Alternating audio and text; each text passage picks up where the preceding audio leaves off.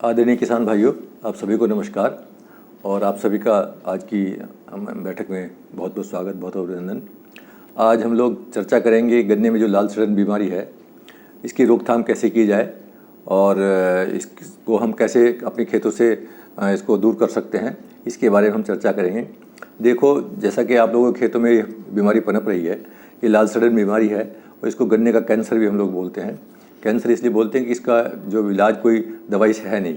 अगर एक बार खेत में लग जाती है तो इसका कोई निदान नहीं है। और मैं बताना चाहूँगा कि किसान भाइयों को, देखिए, ये जो फफूंदी वाली बीमारी है, इसकी फफूंदी का जो कारक है वो कोलिटोट्राइगम फैल्केटम है, जो कि इम्परफेक्ट स्टेज है, और दूसरा है ग्लोमेरुला टुकुमिनेंसिस, जो कि परफेक्ट स्टेज है। तो ये जो फफूंदी की जो है, इसके कारण से लाल सड़न बीमारी होती है। और इस लाल सड़न बीमारी से देखा गया है कि किसानों के खेतों में गन्ना काफ़ी हद तक सूख गया है और इससे पैदावार जो इतनी कम हो जाती है, लगभग 30 से 90% तक पैदावार कम हो जाती है। और इसमें देखा कि राष्ट्रीय स्तर पर 12 से 13% का नुकसान देखा है और हमने यूपी में लगभग 90% तक भी हमने देखा, पूरे के पूरे खेत जो खराब हो गए हैं। इसमें चीनी की मात्रा भी घटती है गन्ने में और देखा गया कि जो गन्ना प्रभावित हो जाता है उसमें रस ख़त्म हो जाता है और रस ख़त्म होने के बाद में उसमें से जो एक देखा मोलेसेस ज़्यादा निकलता है और चीनी नहीं बन पाती। तो ये बीमारी गन्ने के साथ जुड़ी हुई है, बहुत पहले से ये बीमारी चली आ रही है। और सबसे पहले हमारे देश में ये जो देखी गई थी, ये 1901 में देखी गई थी और जबकि अंतर्राष्ट्रीय लेवल पर इसको 1693 में इसको रिपोर्ट किया गया था। तो ये जो बीमारी है, ये देखा जाएगा तो ये फफूंदी वाली बीमारी जो है, ये सेट के द्वारा ट्रांसमिट होती है। गन्ने का जो टुकड़ा है उसके द्वारा एक खेत से दूसरे खेत में जाती है। दूसरा, इसका ये सॉइल बोर्न भी है, कुछ हद तक सॉइल बोर्न भी है, और तीसरे वाटर बोर्न भी है और एयर बोर्न भी है। तो सबसे बड़ा जो इसका जो कारक है जो फैलने का, वो है गन्ने का टुकड़ा, गन्ने के बीज में जो फफूंदी रहती है वो एक सीजन से दूसरे सीजन, एक खेत से दूसरे सीजन जाती रहती है। और जहाँ तक मिट्टी का सवाल है, मिट्टी में ये बहुत लंबे समय तक नहीं रह सकती। ये जो देखा जाए तो अगर हमारे खेत में गन्ने की फसल अगर नहीं है तो ये लगभग 6-7 महीने से ज़्यादा हमारे खेत में नहीं रुकती। और अगर हम अपने खेत में से गन्ने के जो स्टबल हैं, गन्ने की जड़ें हैं, उसको रख दें तो ये मिट्टी में ये 6-7 महीने से ज़्यादा नहीं रहती। तो इसलिए ये एसेंशियली इसको हम कह सकते हैं कि ये सॉइल बोर्न नहीं है, बट ये सॉइल में कुछ समय तक तो रहती है। इसके जो प्रोपेगुल्स हैं वो इसमें रहते हैं और डोरमेंट स्टेज में ये इसके जो माइसीलियम है ये इसमें रहते हैं।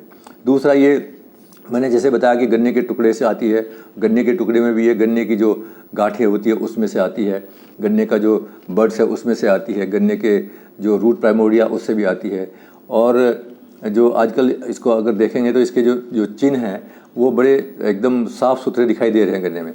गन्ने की बहुत एडवांस स्टेज में बीमारी दिखाई दे रही है। और ये जब गन्ने में इस समय देखें तो गन्ना ऊपर से अधिकतर सूख गया होता है। उस सूखे हुए गन्ने को अगर आप इस स्टेज में देखें तो अंदर से इस तरह से लाल दिखाई देता है। आप देखेंगे ये पूरा का पूरा गन्ना लाल हो गया, नीचे से ऊपर तक इसमें लाल हो गया है। और इसमें रस जो है वो अगर आपको सूंघेंगे तो रस में से ये अल्कोहल जैसी स्मेल दिखाई देगी।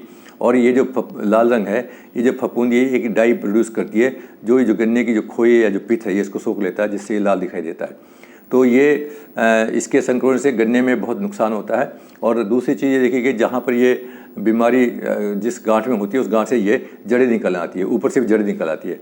और उसके पास से अगर हम गन्ने को ऐसे छील कर देखेंगे तो ये अंदर से इसमें जो लाल लाल धब्बे दिखाई देंगे। और फिर उसको अगर पूरा चीर कर देखेंगे तो अंदर से वो इस तरह का लाल दिखाई देगा। तो ये बीमारी बड़ी ही घातक है गन्ने के लिए, इसका निदान करना बहुत आवश्यक है। और किसान भाई कभी ये सोच लेते हैं कि इसको हम रोक नहीं सकते, तो इसको रोका तो नहीं जा सकता, लेकिन इसका निदान बहुत आसान भी है। अगर हम अपने खेतों में कल्चरल मैनेजमेंट प्रैक्टिसेस को अपनाएं, शुरू से हम लोग ध्यान दें, तो हम इस बीमारी पर हम इसको कब्ज़ा कर सकते हैं, इसको अपने खेत से हटा सकते हैं। तो मैं किसान भाइयों को बताना चाहूँगा कि हम लोग क्या करें इस बीमारी को दूर करने के लिए। पहली बात तो यह है कि अगर हम अपने खेतों में फसल चक्र अपनाएं, 3 साल का गन्ने का फसल चक्र होता है, अगर 3 साल का फसल चक्र अपनाएं तो ये 1 साल गन्ने का जो हमारे खेत में तब नहीं होगा, तो ये जो मिट्टी में इसके जो प्रोपेगुल्स होंगे वो अपने आप ही ख़त्म हो जाएंगे, वो उसमें सर्वाइव नहीं करेंगे। दूसरा, हम लोगों ने हम किसान भाई को सलाह देते हैं कि अगर हरी खाद लेते हैं तो हरी खाद से बीमारी कम होती है, क्योंकि हरी खाद जब सड़ता है तो उसमें कुछ ऐसे रसायन होते हैं, खासकर धुरिन केमिकल जो होता है, जो ये इस जो फफूंदी के लिए जो ये विनाशक का काम करता है।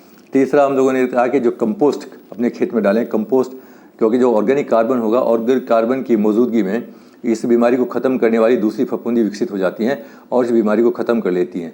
तो ऑर्गेनिक आप मैन्योर डाल सकते हैं कंपोस्ट के रूप में, और दूसरा जो प्रेस मड केक है उसका भी इस्तेमाल कर सकते हैं। तीसरा, हम लोग किसानों को बताते हैं कि जो ट्राइकोडर्मा है, ट्राइकोडर्मा का इस्तेमाल करें। ट्राइकोडर्मा हॉरिजोनम या विरिडी जो है, ये ऐसी फफूंदी है जो इस फफूंदी के ऊपर पैरासाइट का काम करती है और इसको एंटागोनाइज कर देती है। तो ये कब कब डालना है, ये बड़ा ख़ास बात है। तो किसान भाइयों को मैं बताना चाहूँगा कि इसको डालने के लिए आप जो है इसको एक तो खेत की तैयारी करते समय आखिरी जुताई पर इसका इस्तेमाल कर सकते हैं। लगभग 4 किलोग्राम प्रति एकड़ के हिसाब से या 10 किलोग्राम प्रति हेक्टेयर के हिसाब से इसको 4 से 5 कुंटल गोबर की खाद में मिला करके इसको आप 6-7 दिन रखें, और जो खाद लेकर के पहले आप उसको छाया में एक तरह से बिछा दें, उसके ऊपर जो ट्राइकोडर्मा है उसको छिड़क दें और उसको हाथ से मिला लें। अगर उसमें नमी की कमी हो तो उसके ऊपर पानी छिड़क लें, और इतना उसमें नमी होनी चाहिए कि जो अगर उसको आप हाथ में लड्डू बनाना चाहें या बोचना चाहें तो उसका आसानी से बुझ जाए। तो ये करीब 75 से 80% नमी होती है। इसके बाद इसको इकट्ठा करके रख दें और ऊपर से गीली बोरी से इसको ढक दें और इसको 6-7 दिन रखने दें। इसके बाद इसको अपने खेत में डालें। तो ये जो है बहुत अच्छी जो एक बायोफंजीसाइड है, जो कि इस लाल सड़न बीमारी के जो फफूंदी होती है उसको ये एंटागोनाइज करती है। तो ये हम खेत की फसल को बोने से पहले खेत की तैयारी करते समय इसको कर सकते हैं। और दूसरी बात यह है कि किसान भाइयों को हम ये बताना चाहेंगे कि जिस खेत में लाल सड़न बीमारी पनप रही है तो उसमें से आप उस खेत में गन्ना ना बोएं, कम से कम 1 साल गन्ना ना बोएं। दूसरे ये भी बताते हैं कि सावधानी के रूप में जो पिछली गन्ने की फसल के जो ठूठ जो हैं या जो स्टेबल्स हैं उनको निकाल दें, और क्योंकि वो भी एक इनोकुलम कैरी करने का बहुत बड़ा काम करते हैं। और तीसरी बात ये बताना चाहते हैं हम आपको कि इसका जो दूसरा जो कारक है वो सबसे बड़ा कारक है गन्ने का बीज, जो इन्फेक्टेड केन है वो। तो जिस खेत में ये बीमारी लगी है वहाँ से बीज ना लें। और मैं किसान भाइयों को बताना चाहूँगा कि गन्ने की फसल में भी आप बीज की धारणा अपनाएं। और ज़्यादातर देखा गया है कि किसान भाई गन्ने का बीज नहीं बोते, वो मील का गन्ना बोते हैं। तो ये अपनी एक आधार पौधशाला या अपनी किसान की पौधशाला कहिए, किसान पौधशाला आप के रूप में आप 1 बीघा 2 बीघा जिसकी जितनी आवश्यकता है उसको अपनाएं, और उसमें MHT बीज का शोधित जो बीज है उसका इस्तेमाल करें। और ये चीनी मिल भी सहयोग करती है, ये 4 कुंटल 5 कुंटल एक किसान का जो बीज है वो शोधित करके देती है। तो उस शोधित बीज को आप एक नर्सरी के रूप में इस्तेमाल करें, और मैं समझता हूँ कि उस बीज में ये बीमारी नहीं आएगी। दूसरी बात, टिश्यू कल्चर के पौधे हैं वो भी पूर्णतः इस बीमारी से जो विमुक्त होते हैं, उनको भी लेकर के आप अपनी पौधशाला स्थापित कर सकते हैं। तो ये देखा गया कि अगर एक किसान अपनी छोटी सी पौधशाला स्थापित करता है, तो अगर 1 बीघे की पौधशाला स्थापित करता है तो उसमें लगभग उसको 3500 या 4000 पौधों की आवश्यकता होती है, तो वो कर सकता है। और तीसरे अप्रोच ये कर सकता है कि आप गन्ना ले लें जो बिल्कुल स्वस्थ गन्ने हों, ऊपर से भी अंदर से भी स्वस्थ हों, उनमें से एक गांठ के टुकड़े काट लें और एक गांठ के टुकड़ों को दवाई से उपचारित करके उसको आप नर्सरी में डालें, और जब वो लगभग 35 से 40 दिन की हो जाए तो उसका आप स्थानांतरण कर सकते हैं और ट्रांसप्लांटिंग कर सकते हैं। तो उससे भी हम अपने बीज को काफ़ी हद तक ये निरोग रख सकते हैं। तो ये तो था आपका पहले गन्ना बोने से पहले। दूसरी बात, गन्ना बोते समय हमारे किसान भाई को किन बातों का ध्यान रखना चाहिए ये मैं बताना चाहता हूँ कि इसमें जो गन्ना बोते समय और जहाँ से हम गन्ना ले रहे हैं वहाँ से बीज को छांटना बहुत ज़रूरी है। सीड का सिलेक्शन करना बहुत ज़रूरी है, और अक्सर देखा गया कि इसमें गन्ने में सीड का सिलेक्शन किसान प्रायः नहीं करते हैं। जब सीड का सिलेक्शन नहीं करते हैं तो उसमें जो रोगग्रस्त जो गन्ने हैं वो आपके खेत में बोए जाते हैं और उससे बीमारी आपकी ज़मीन में पनप जाती है। तो ये ध्यान रखें कि इसको सीड का सिलेक्शन करना है। दूसरा, सीड को काट करके बोना है। लंबा लंबा गन्ना, पूरा गन्ना खेत में नहीं बोना है। और सीड काटने के लिए 2 आंख के टुकड़े बनाएं। उन 2 आंख के टुकड़ों को भी काटते समय उनमें से भी जो रोगग्रस्त हो उसको निकाल दें। और तीसरी बात यह है कि जो नीचे का गन्ना है, करीब 2 फुट गन्ना, जड़ वाला गन्ना है, उसको निकाल दें, उसको भी ना बोएं। और उसके बाद में जो टुकड़े हैं इनको रसायन से, खासकर जो हेक्साइस्टोप दवाई है उससे आप उपचारित करके वही जो कि रासायनिक रूप में थायोफिनेट मिथाइल है, उसको लगभग 200 ग्राम दवाई 100 लीटर पानी में घोल करके इस गन्ने के बीज को जो है करीब 20 मिनट तक इसको उपचारित करना चाहिए।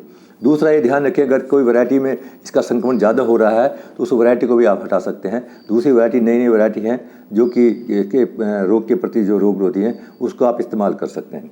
दूसरी बात ये है कि बुआई के समय आप इसको ट्राइकोडर्मा डाल भी सकते हैं और नहीं भी डाल सकते, क्योंकि अगर आपने खेत की जुताई के समय डाल दिया है तो बुआई के समय डालने की आवश्यकता नहीं है। अगर खेत की तैयारी के समय आपने नहीं डाला तब आप इसको बुआई के समय भी डाल सकते हैं। और ट्राइकोडर्मा के साथ में स्यूडोमोनास जो है, जो पीएसबी जो बैक्टीरिया वाला खाद है, इसको भी आप इसके साथ ही इस्तेमाल कर सकती हैं, क्योंकि जो पीएसबी है जिसमें स्यूडोमोनास बैक्टीरिया होता है, इससे ये जो है ये एक तरह का रेसिस्टेंस, सिस्टमिक रेसिस्टेंस पैदा करता है, जो कि इस रोग से लड़ने की क्षमता हम उसमें हो जाती है।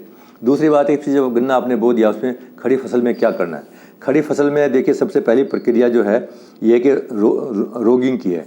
जो पौधे ग्रसित हैं दिखाई दे रहे हैं उनको आप निकाल दीजिए, और इसकी निकालने की जो प्रक्रिया है 3 अवस्था में करनी चाहिए।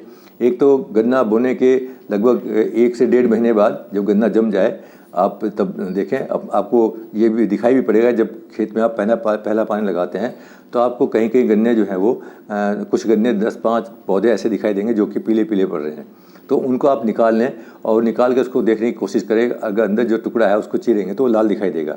तो पहली अवस्था तो रोगिंग की वो जमाव के दौरान है, लगभग 40 से 45 दिन बाद।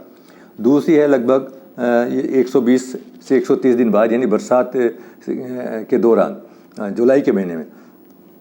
तब उसको जो गन्ने ऐसे सूख रहे हैं जिनके ऊपर से तीसरी चौथी पत्ती जब वो हल्की हल्की पीली दिखाई दे रही है, उसको निकाल दें और उसका पहचान कर लें। और उसके बाद में भी जब गन्ना आपका थोड़ा बढ़ रहा है और उसमें गन्ना ऊपर से सूख रहा है, उसका गन्ना सिकुड़ रहा है और उसमें गन्ने के जो गांठ में जड़ें निकल रही हैं, तो उसको भी आपको निकाल दें। और तीसरा रोगिंग करनी है अगर बीज की फसल में गन्ना कटने से पहले लगभग 15 दिन पहले उसको करनी है। दूसरी बात है कि बुआई के समय ये असंतुलित मात्रा में उर्वरक का प्रयोग जरूर करना चाहिए। और इसमें देखा गया है कि जो पोटाश की जो मात्रा है ये गन्ने में जो रोग होते हैं और जो खासकर कीड़े भी होते हैं उनके प्रति इसमें जो वो रोग रोधिता आ जाती है। तीसरी बात यह है कि अपने खेत में जो अनावश्यक पानी नहीं भरना चाहिए, उसे एक्सेस पानी को निकाल देना चाहिए। और चौथी चीज़ यह है कि दूसरे खेत का पानी भी आपके खेत में नहीं चाहिए, तो बर्निंग वगैरह भी करके रखें, ये बहुत ज़रूरी है। और इसके अलावा जब ये देखा गया कटने के बाद में बहुत सारे जो खेत हैं जहाँ पर हम लोगों ने देखा कि ये इसमें बीमारी है, तो वहाँ पर आप उसकी अगर बहुत ज़्यादा संक्रमण है तो उसकी रैटून नहीं रखें। और जहाँ तक हो सके तो अगर थोड़ा बहुत संक्रमण है तो उसको जो आपकी जो रैटून की फसल है उसके ऊपर भी हेक्साइस्टॉप का स्प्रे आप कर सकते हैं। लगभग 400 ग्राम हेक्साइस्टॉप और 250 लीटर पानी में घोल कर उसका छिड़काव कर सकते हैं। और यही स्प्रे जो है आप जो आपकी नौलख फसल है उसमें सीडलिंग स्टेज में, यानी जब टिलिंग अच्छी तरह से टिलिंग उसमें हो जाए, टिलिंग की अवस्था में भी इसका एक स्प्रे आप कर सकते हैं। तो मैं समझता हूँ अगर हमारे किसान भाई इन सब चीज़ों को अपनाएंगे तो उनके खेत में ये लाल सड़न बीमारी की समस्या खत्म हो जाएगी और वो गन्ने को लंबे समय तक आप उगा सकते हैं। धन्यवाद।